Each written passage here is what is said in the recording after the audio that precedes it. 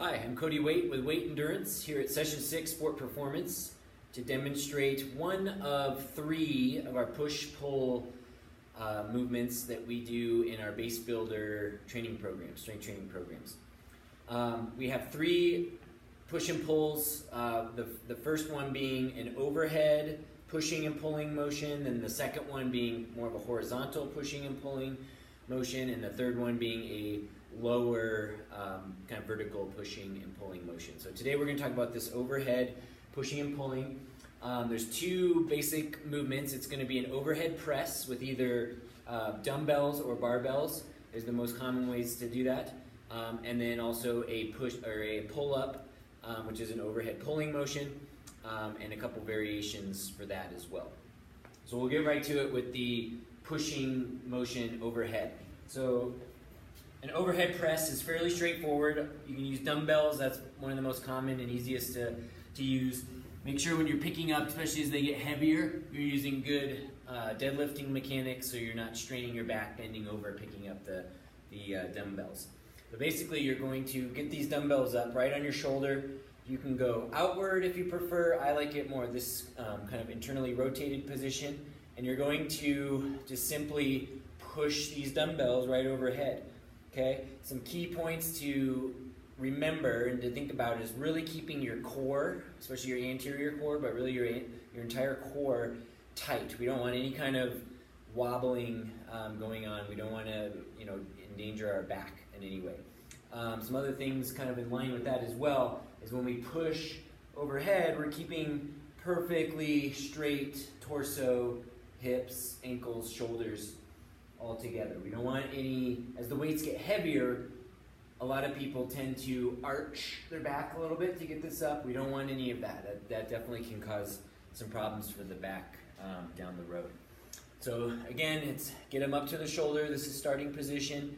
You're going to kind of squeeze everything in, push overhead, lower it back down. Typically, we'll do sets of 5 to 10 of these. Easy to adjust weights with dumbbells and progress upwards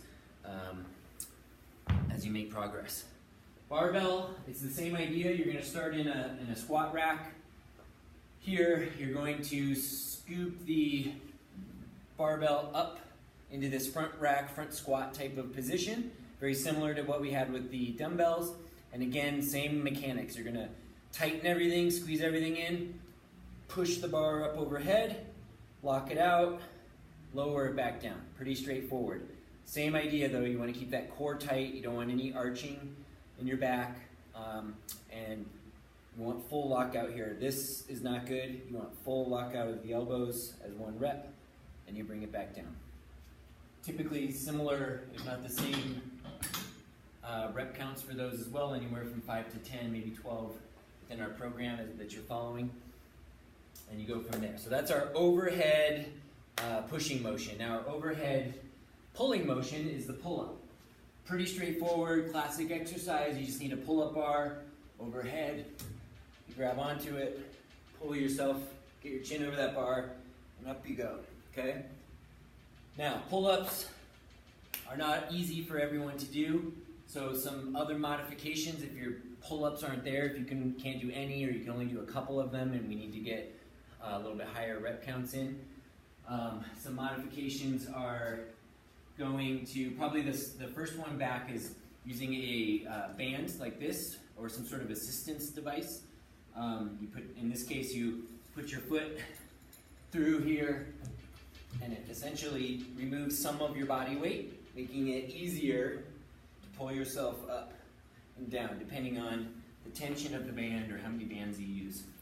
Some gyms, depending where you're at, have some pull-up assisting machines as well that would work. And then another good one, especially if you're just starting out and your pulling strength isn't particularly great, using rings or TRX kind of devices that you can do a modified kind of pull-up. So again, minimizing how much body weight you're pulling up this way. Now, to do this, it's not as much overhead anymore. It's more of a horizontal, but it's at least a progression. You can scoot further under the bar, make it a little more challenging as you build your strength up. But that gives you a couple different options that overhead pulling pull-up movement that we do. So that's set one, or option one, of our pushing and pulling movements. The next videos will have the horizontal options or exercises, and then also the lower options. Good luck, have fun.